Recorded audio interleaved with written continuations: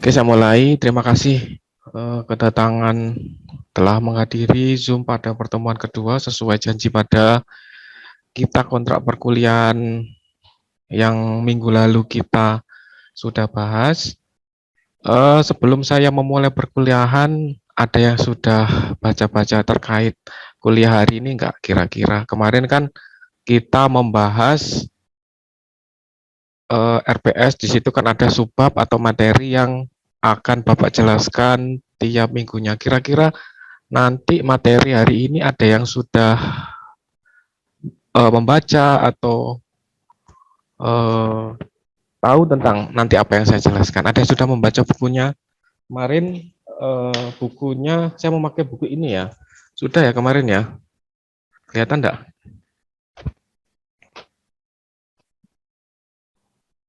Bentar ya.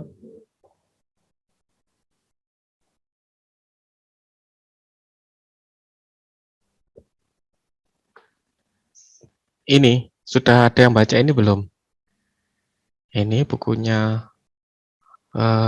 karangan dari Edi Prahasta. Ini banyak sekali ya dijual di toko buku ataupun di Willis. Kalau untuk harga yang lebih murah saya memakai buku ini.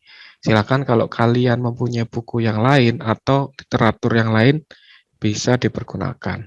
Dan ini sebagai acuan, walaupun nanti juga saya memakai buku lain, berarti tapi ini salah satu buku yang kalau saya membaca di sini, ini bukunya saya lengkap. Jadi nanti apa yang saya jelaskan tiap minggunya itu hanya 30%, nanti sisanya kalian explore ya. Oke, saya masuk ke materi. Minta tolong ya, ini karena direkam, tolong dihidupkan untuk kameranya ya. Saya mau lihat juga wajah kalian. Sudah sarapan belum? Belum, Pak. Oke, berarti sama ya. Tapi tetap semangat ya, kita kalau Zoom nggak usah terlalu lama. Yang penting nanti inti-intinya, dan ketika nanti apa yang saya jelaskan itu ada yang perlu ditanyakan, ini masih awal, mungkin materi tidak terlalu berat ya, tidak terlalu sulit. Nanti apabila ada pertanyaan atau yang perlu didiskusikan, saya persilahkan. Oke, sebentar saya share screen untuk materi hari ini. Mohon infonya apakah sudah terlihat PowerPoint-nya? Sudah tahu. Oke, terima kasih. Oke, di sini untuk pertemuan yang hari ini, pada pagi hari ini, kita akan membahas, sebelum kita memasuki ke apa itu JIS, kita akan membahas jenis dan definisi peta. Karena apa? Di sini adalah dasar. Ketika nanti kalian misalnya sudah bisa AutoCAD, kemudian nanti mau kita belajar JIS, nanti bisa di-convert atau bisa nanti di softwarenya itu bisa dimasukkan langsung ya di situ. Nanti tinggal penyesuaian. Jadi di sini untuk awal Bapak akan menjelaskan jenis dan definisi peta. Kalau kalian mungkin sebelumnya, oh peta itu apa?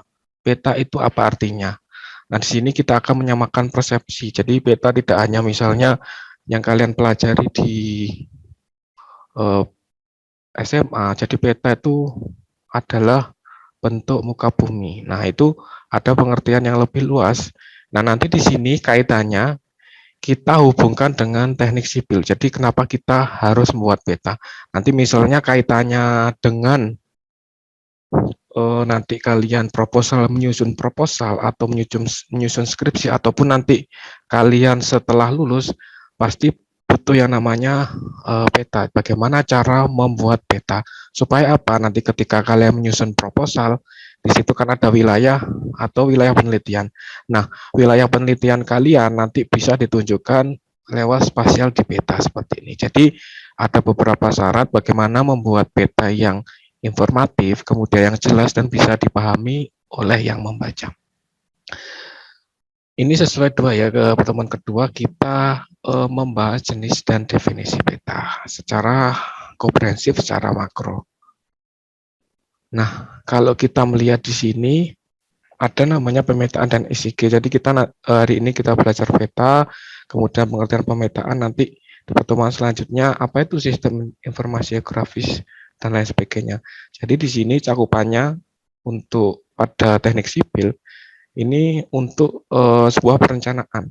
Kemudian yang kedua untuk perancangan bangunan, kemudian membangun dan pemeliharaan dan perbaikan. Jadi kita membuat peta itu tergantung kebutuhannya apa. Apakah untuk peta tematik kebutuhan misalnya yang kemarin sudah dijelaskan, misalnya saya ingin mengetahui persebaran kampus yang ada di Kota Malang. Nah, untuk spasialnya kita bisa membuat peta persebarannya. Misalnya kampus Unitri yang berada di misalnya Kecamatan Lewokwaru, kemudian kampus Unibro dan kampus lain. Jadi dengan melihat peta itu kita bisa melihat, bisa memetakan, oh ternyata lokasinya di sini aja, jumlahnya di sini, kemudian letaknya di sini. Dan nanti kalau kita diaplikasikan ke SG, kita kemarin sudah kasih contoh ya. Jadi nanti kita mengklik di softwarenya itu tahu, oh ternyata misalnya kampus Unitri itu terletak di Kecamatan A, kemudian ada gambarnya, luas bangunannya apa. Nah, itu informasi nanti terekam di situ. Ya, nanti kaitannya dihubungkan dengan sistem informasi geografi. Nah, untuk yang di awal, apa sih pengertian peta? Kalau kalian sudah sebenarnya sehari-hari kalian sudah menggunakan peta ya. Kalau kalian menggunakan Android, misalnya di GoFood, ataupun kalian mencari lokasi, itu salah satu aplikasinya menggunakan peta. Nah, di situ. Jadi secara umum, pengertian peta itu mengambil dari pengertian Bako Sultanal tahun 2004. Peta adalah suatu gambaran dari unsur-unsur alam dan atau buatan manusia yang berada di atas ya, yang berada di atas maupun di bawah, yang di atas maupun yang di bawah yang digambarkan pada suatu bidang data dengan skala tertentu. Jadi di sini definisi peta menurut Bako Sultana. Jadi ada gambar peta pasti ada skala. Tergantung kebutuhan kita mau skala kecil, skala menengah atau skala yang besar. Tergantung kebutuhannya. Apakah kita ingin melihat sampai kelihatan persil, sampai kelihatan peta persilnya, sampai kelihatan rumahnya di mana, itu berarti membutuhkan skala yang lebih detail. Nah, seperti itu. Kemudian fungsinya apa, Pak? Jadi kalau kita melihat dari pengertian di sini fungsi peta itu yang pertama menunjukkan posisi atau lokasi relatif. Jadi posisinya di mana itu bisa kita tunjukkan dengan peta. Kemudian menggambarkan bentuk-bentuk permukaan bumi. Nah, misalnya di daerah dataran tinggi, dataran rendah, di situ nanti bisa kelihatan. Misalnya di sini ada pewarnaan yang berbeda. Itu nanti ada ketinggian sekian, misalnya warna ini ketinggian sekian. Nah, itu nanti bisa digambarkan dalam legenda. Kemudian selanjutnya menyajikan data tentang potensi suatu daerah. Ini bisa juga kalau kalian sudah berada di Malang, misalnya kalian main ke Batu. Saya ingin melihat potensi di Kota Batu itu apa. Oh, ternyata di Kota Batu berdasarkan peta yang saya lihat atau peta yang dari Dinas Pariwisata, di situ ternyata potensi di Kota Batu ini contohnya adalah sebagai daerah wisata. Tidak hanya daerah wisata, apa? Di situ ada daerah pertanian karena berada di dataran tinggi. Sehingga ketika berada di dataran tinggi berarti cocok untuk tanaman hortikultura seperti itu. Jadi bisa melihat potensi yang ada di suatu daerah, di suatu kota atau kabupaten. Kemudian yang selanjutnya fungsi peta adalah memperlihatkan ukuran. Jadi ukuran diperlihatkan atau dilihat dari skala petanya. Jadi ketika nanti kalian ada tugas untuk menggambar peta ataupun tugas-tugas lain, mau lihat kebutuhannya apa. Misalnya disuruh tugas dari ibu bapak dosen untuk sampai kelihatan persil atau sampai kelihatan perumahan, berarti skalanya harus lebih detail seperti itu. Kemudian jenis peta berdasarkan skala. Nah, di sini ada beberapa jenis peta berdasarkan skala. Yang pertama ada peta kadaster atau peta teknik, Kemudian ada peta berskala besar, ini ada peta berskala sedang dan kecil, kemudian ada peta geografi ataupun peta dunia. Kemudian yang terpenting di sini apa? Yang terpenting syarat-syarat peta. Jadi ini kebanyakan mahasiswa teknik sipil, kakak tingkat ataupun yang lainnya nanti diharapkan ketika kalian sudah mendapatkan materi yang Bapak ajarkan harus memenuhi syarat-syarat dalam pembuatan peta. Yang pertama tidak membingungkan. Dalam artian itu jelas ini peta apa, ini peta atau pulau, kok tidak ada batas administrasi. Nah itu harus dipenuhi. Misalnya peta ingin membuat peta Kota Malang beserta jumlah kecamatan, berarti harus ada batas administrasi kecamatan A, kecamatan B dan lain sebagainya. Kemudian syarat peta yang kedua mudah dimengerti atau ditangkap makna oleh pembaca peta. Karena kita membuat peta berarti dilihat oleh orang lain. Nah, orang lain ketika melihat peta yang kalian buat itu sudah paham, tidak dimengerti. Jadi ketika melihat peta misalnya yang kalian buat itu paham, oh ternyata peta ini bercerita seperti ini, potensinya seperti ini. Kemudian ada skala peta. Warna merah itu apa sih? Misalnya warna merah adalah perdagangan, warna kuning adalah permukiman. Oh, daerah permukiman misalnya di sekitar Unitri itu di sini, jadi kelihatan. Kemudian memberikan gambaran yang sebenarnya. Memberikan gambaran yang sebenarnya adalah sesuai dengan ada yang di kondisi existing. Jadi menggambar harus sesuai dengan kondisi existing. Jangan misalnya di sini ada toko, kemudian ada perdagangan, itu tidak ditulis atau tidak ditampilkan dalam peta. Jadi tidak boleh mengarang-arang ya sesuai dengan apa yang ada pada kondisi existing. Kemudian penampilan peta harus sedap dipandang, rapi dan bersih. Tadi tidak ada coretan, kemudian penulisan hurufnya itu bisa tidak terlalu besar, tidak terlalu kecil, dan seperti itu ya. Ada penampilan yang sedap, penampilan yang bisa dimengerti dan dipahami oleh yang membaca. Kalau di sini contoh ya, ini peta Malang wisata yang berada di Malang Utara. Berarti yang ada di Malang Utara aja. Di sini bisa digambarkan, ini contoh, ini adalah peta wisata ya. Kemudian di sini ada gambar, kemudian yang merah ini ada jalannya. Dan di sebelah kiri ada legenda, itu apa aja, wisata yang di Malang Utara, yang berada di kiri ini. Kemudian ini ada hotel atau akomodasi di mana aja. Ini contohnya ya. Kemudian kita menginjak ke jenis peta. Jadi ada berbagai macam jenis peta. Yang pertama adalah dikelompokkan dalam 3 kategori. Yang pertama yaitu peta garis. Nah, peta garis yang seperti ini, apa sih maksudnya peta garis? Jadi objek-objek yang ada di permukaan bumi ditampilkan atau digambarkan sebagai titik dan garis. Contohnya adalah peta rupa bumi, peta jaringan jalan, dan peta kontur. Nah, ini digambarkan dengan peta garis seperti ini contohnya. Ini menurut cara penyajiannya. Yang kedua apa? Yang kedua adalah, nah ini contohnya ya, ini adalah peta kontur. Ini peta jalan di Bojonegoro. Ini jalannya yang ini ada skalanya, ada legendanya. Yang berwarna merah adalah jalan utama. Kalau yang sebelah bawah ini peta sungai. Nah, sungai yang berada di Bojonegoro. Seperti itu. Nah, ini namanya peta garis. Kemudian selanjutnya ada peta foto citra satelit. Jadi objek yang ada di permukaan bumi ditampilkan sebagai objek atau kumpulan objek yang memiliki nilai kecerahan tertentu. Nah, sini kelihatan. Di sini ada kalau kalian melihat di peta foto citra satelit, di sini apa nih? Ada mungkin stadion ya. Di sini ada tempat parkirnya. Kemudian ini belum kelihatan persis, hanya terlihat berjubel di sini ya. Ini rumah-rumahnya. Nah, ketika nanti kalian misalnya butuh detail, misalnya saya mau zoom di sekitaran stadion sini, berarti kalian butuh skala yang besar untuk melihat persil-persilnya seperti ini. Nah, nanti di peta ada pewarnaan yang tidak boleh kita sendiri memberikan warna. Jadi ada aturan di undang-undang itu atau di peraturan yang terkait pembuatan peta. Di situ misalnya ada warna merah perdagangan, kemudian kuning itu perumahan, ada orange itu apa, coklat itu perkantoran itu ada sendiri. Jadi ketika memberikan warna dalam peta bukan terserah kita.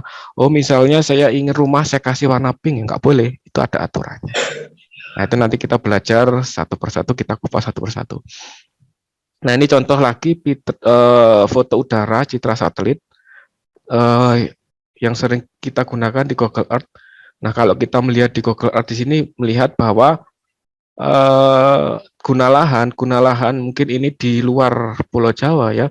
Di sini tampak warnanya coklat, berarti di sini mungkin lahannya itu rusak atau terbakar. Ini kelihatannya. Kalau yang warna masih ada hijau kemudian kuning berarti di sini masih asri ya. Kalau sudah warna kuning ini berarti sudah tampak rusak ataupun terbakar. Nah, di sini bisa terlihat di Google Earth-nya.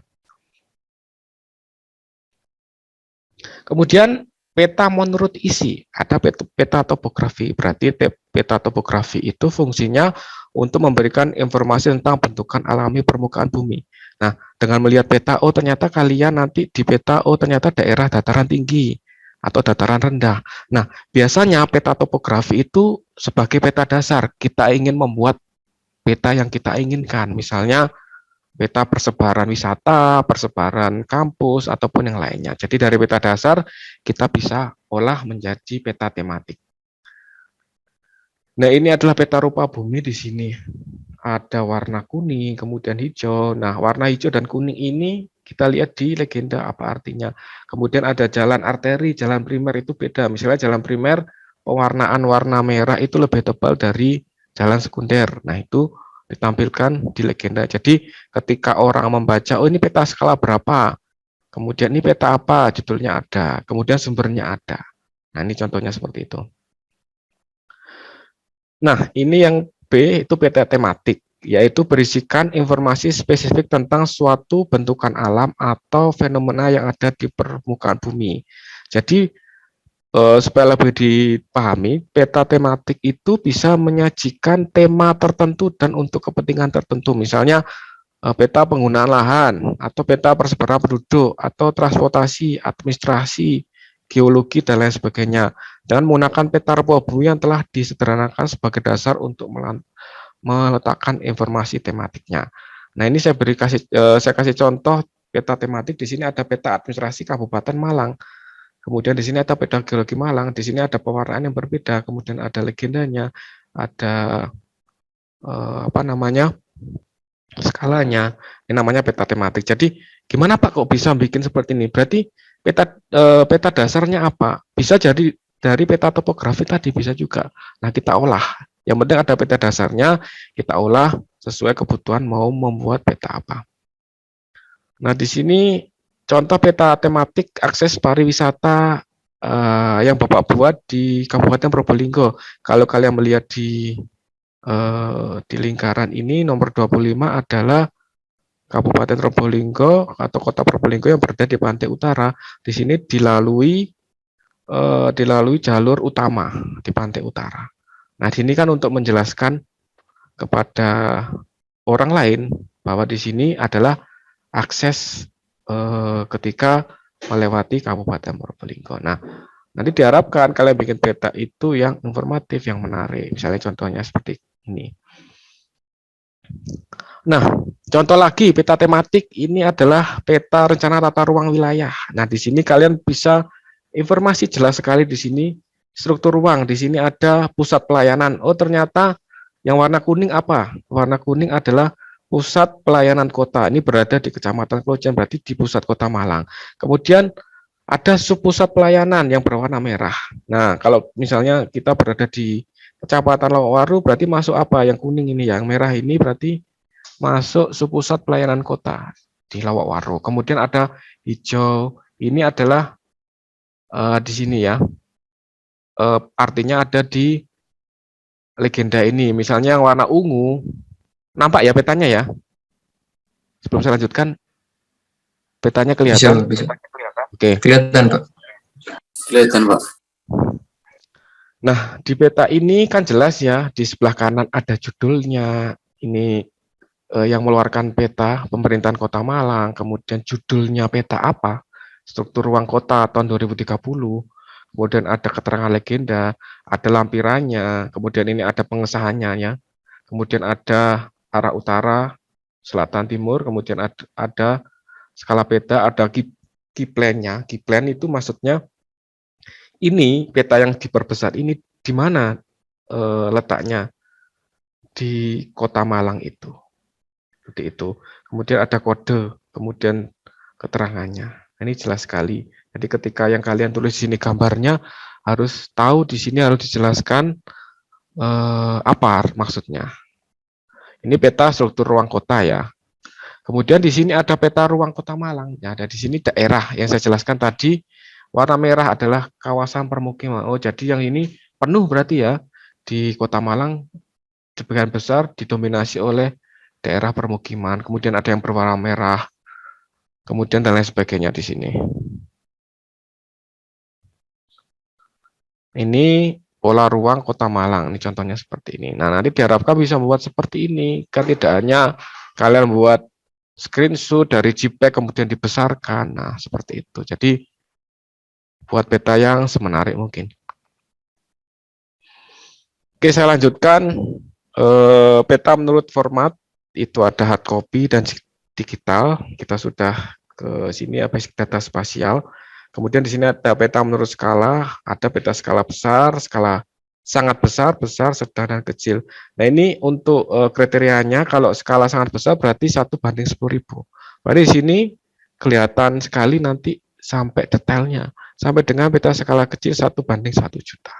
Nah, tergantung kebutuhan yang akan kita buat. Di sini misalnya ini berarti skalanya ini 1:18.000. Nah, kalau 1:18.000 masuk apa? Skala apa kira-kira? Sebelum saya lanjutkan, masuk apa kira-kira? Skala besar. Oke, kita lihat ya. 1:18.000 yang mana? Masuk ke mana nih? Ini ya berarti ya. 1:10.000 sampai dengan 1:100.000. Berarti skala besar. Tadi ya sudah Bapak jelaskan, berarti kelihatan persilnya di sini. Nah, ini daerah Karangploso, berarti kelihatan warna hijau berarti RTH-nya. Ini permukimannya di sini. Nah, kalian ingin detail lagi misalnya rumah saya di sini. Berarti harus membuat peta yang lebih detail lagi supaya kelihatan persil perumahannya di sini. Nah, seperti itu. Ini contoh kawasan perkotaan di Karangploso ya. Pada rencana detail tata ruang perkotaan. Nanti ketika kalian membangun, dilihat dulu. Misalnya kalian membangun di daerah RTH nggak boleh dibangun. Nah, itu nanti kena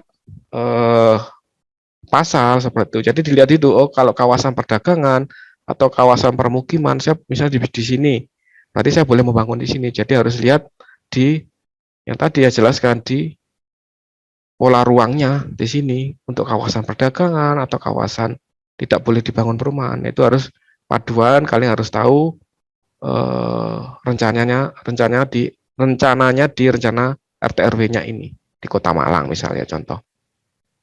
Kalau kalian berada di luar Kota Malang ya dicari RT RW mana, kota atau kabupaten misalnya di Kalimantan di mana, dicari aturannya seperti itu. Makanya pentingnya pada mata perkuliahan ini untuk kalian bisa membaca peta seperti itu.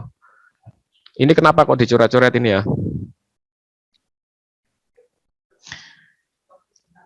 Oke, dari sini ada pertanyaan sebelum saya melanjutkan di awal ini. Saya beri kesempatan untuk bertanya.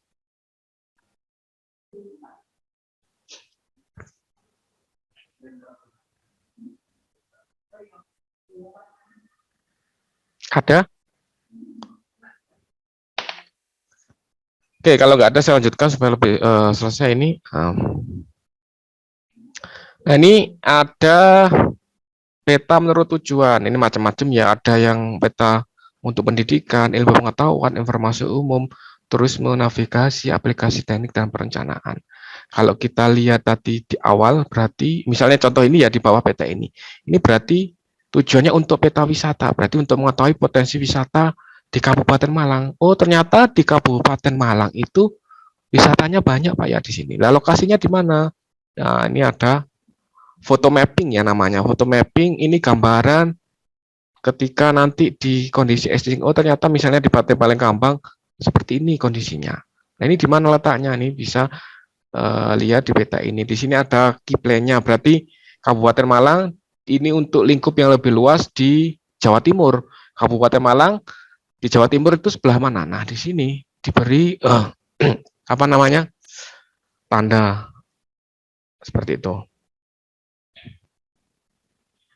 Kemudian teknik membaca peta. Ini nanti beberapa hal yang harus kalian bisa dalam membaca peta. Yang pertama ada judul peta tadi, kemudian ada skala, ada simbol-simbolnya, ada sistem koordinat, dan garis kontur. Jadi kalau nanti kalian belajar di sudah belajar waterpass belum ya? Survei ukur tanah sudah ya? Kalian sudah belum? Sudah Pak, sudah. Nah, sudah ya. Di aplikasi selanjutnya, misalnya kalian sudah belajar waterpass, itu nanti kalian bisa membaca kontur dan bisa di-convert atau bisa diaplikasikan ke AutoCAD misalnya. Nah, di sini nanti ketahuan ternyata daerah ini lebih tinggi daripada daerah yang lain. Jadi ada namanya garis kontur. Kemudian dengan membaca peta akan mengetahui jarak lurus antar kota, dapat mengetahui keadaan alam suatu wilayah, topografinya bisa diketahui, kemudian penduduknya, misalnya, oh ternyata di Unit 3, daerah Unit 3 itu penduduknya padat, itu bisa dilihat dari peta. Kemudian keadaan sosial, mata pencarian itu bisa juga diketahui melalui peta. Jadi banyak fungsinya dengan peta kita bisa. Jadi ketika kalian misalnya nanti proposal atau kalian skripsi, kalian tampilkan peta, kalian bercerita di situ. Jadi tidak perlu banyak narasi, tidak perlu banyak gambar, kalian menjelaskan dengan peta yang lebih menarik, gambar-gambar, foto mapping, itu lebih bagus lagi. Nah ini informasi peta, jadi yang sudah kasih contoh tadi ya, ada peta rencana tata ruang, bagaimana letak-letak, dan harus informasi yang jelas yang harus ditampilkan. Nah ini kalian bisa dibaca ya, nanti filenya ini atau rekaman yang belum masuk hari ini ke Zoom, nanti bisa Bapak beri kesempatan bisa dilihat di Google Classroom ya. Dengan materi ini silahkan dipelajari. Di samping itu kalian punya buku yang lain ya untuk menambah wawasan nanti supaya kalian lebih paham. Nah ini penjelasan ya, ini detailnya judul peta itu seperti ini. Kemudian ada skala peta. Jadi skala itu apa? Angka perbandingan antara jarak dua titik di atas peta dengan jarak tersebut di permukaan bumi. Jadi di sini ada contoh aplikatif atau contoh yang mudah. Misalnya ya nanti keluar pada ujian atau tugas. Misalnya contoh di sini diukur jarak 3 cm di peta dengan skala 1/50.000. Maka kita bisa mengetahui berapa sih sebenarnya jarak di lapangan itu. Makanya fungsinya skala itu seperti itu. Jadi cara menghitungnya seperti ini. Jarak di peta berapa? Jarak di peta itu 3 cm. Jadi tergantung skalanya berapa. Di sini tertulis skalanya 50.000. Berarti tinggal dikalikan jarak di lapangan adalah jarak di peta kali nilai skalanya rumusnya. Berarti 3 kali 50.000 adalah 150 cm. Maka dijadikan ke kilometer. Jadikan meter dulu. Kemudian ternyata diketahui, didapatkan jarak sesungguhnya di lapangan adalah 1,5 km di lapangan. Nah, ini contoh sederhananya. Nanti silakan kalian latihan soal atau nanti berikan soal, tetap terus dilihat di Google Classroom-nya ya. Apabila ada tugas, nanti bisa dikumpulkan sesuai dengan petunjuk, dibaca petunjuknya. Jangan banyak bertanya, dibaca dulu, ketika belum mengerti, silakan diskusikan di kolom komentarnya. Ini contoh sederhana. Nah ini legenda tadi ya. Apa sih legenda ya? Legenda itu yang menjelaskan simbol-simbol itu apa artinya. Legenda tergantung kalian mau bikin apa. Kalau ingin persebaran jalan di Kota Malang ya berarti harus di legendanya ada jalan primer itu simbolnya apa, warna merah. Jalan sekunder, jalan lokal. Nah semua ditulis pada legenda. Nah selesai. Sudah selesai mungkin perkuliahan hari ini itu aja. Sebenarnya banyak ya, itu hanya 30%, hanya beberapa. Nanti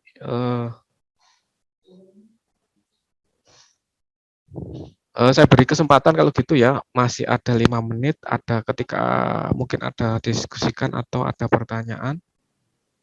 Saya persilahkan untuk perkuliahan atau materi hari ini. Silahkan. Saya Pak mau bertanya. Oke, silahkan Marcelinus Dendo ya. Iya Pak. Ya, silahkan. Terima kasih Pak. Pertanyaan saya, kata yang banyak digunakan dalam dunia teknik sipil itu kata jenis apa Pak? Lebih ke dalam dunia pekerjaan. Oke. Ini aplikasinya nanti kalian pertanyaanmu itu banyak jawabannya. Jadi aplikasinya nanti ketika pada waktu perkuliahan atau nanti waktu kerja, karena ini banyak digunakan setelah kalian nanti lulus juga kan seorang teknik sipil. Jadi ini saya jawab dulu ya. Nanti sekalian seorang teknik sipil ketika membangun misalnya bangunan berarti harus melihat di peta. Di situ dataran tinggi, dataran rendah bisa dilihat di peta misalnya. Nah, setelah melihat di peta itu nanti lihat di lokasi seperti itu.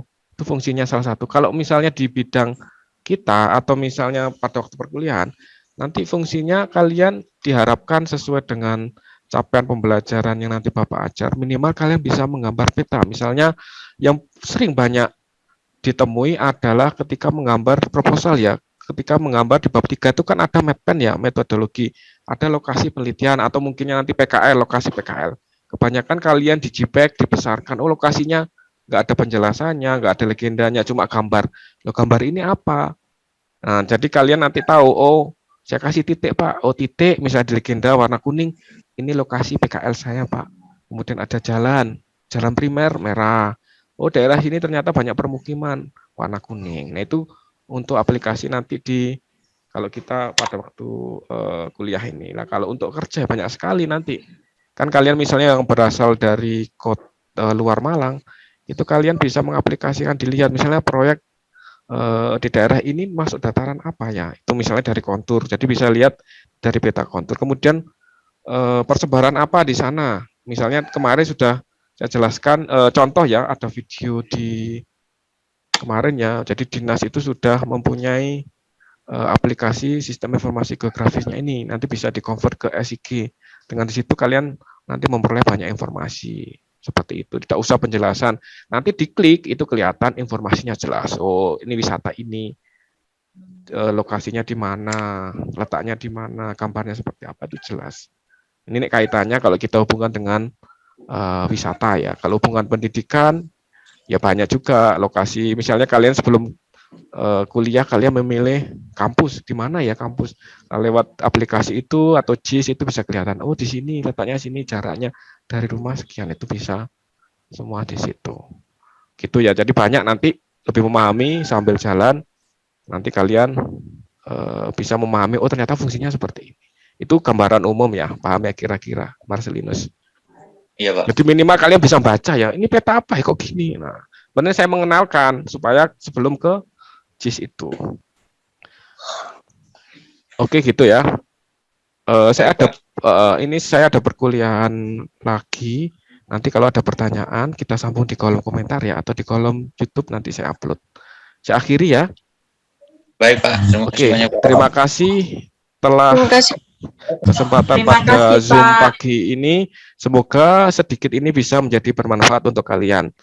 Selamat pagi, Assalamualaikum warahmatullahi wabarakatuh. Tetap semangat dan selalu jaga kesehatan. Waalaikumsalam warahmatullahi wabarakatuh. Oke, saya akhiri ya.